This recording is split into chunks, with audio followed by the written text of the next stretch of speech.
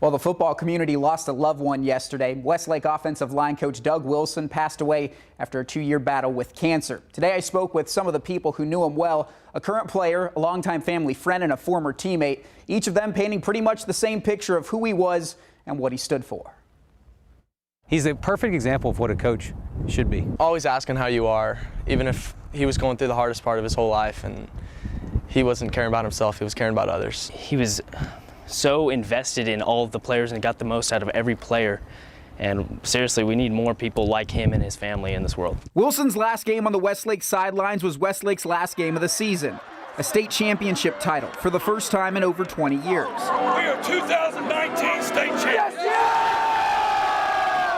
Players told me today the win was very much for him, but the moments that stuck with them most were the smaller ones, the ones no one else saw.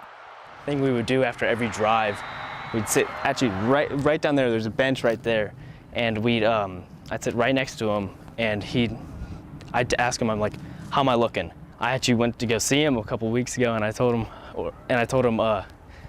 hey coach, I think you're going to be the first and last person to yell at me for what I did wrong after an 85-yard touchdown. Wilson battled cancer for 2 years. During that span, he didn't miss a single Shaps game.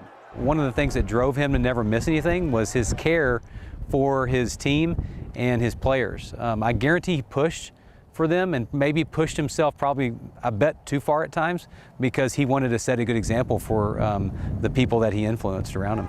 Drew Sanders was teammates with Wilson at Hardin-Simmons University in the mid-90s. Today remembering someone he played with, coached against, and will always hold in his heart. You know, one of the things that sticks out to me that I'll remember forever is how serious he took the job of being a dad. He would have multiple opportunities to be a small school head coach, and we talked about that.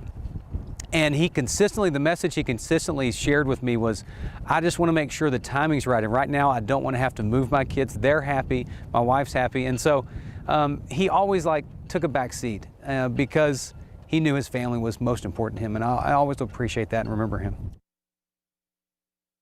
Our thoughts are certainly with the Westlake community and especially the Wilson family, his wife Jamie, daughter Reagan, son and current Texas football player Doak.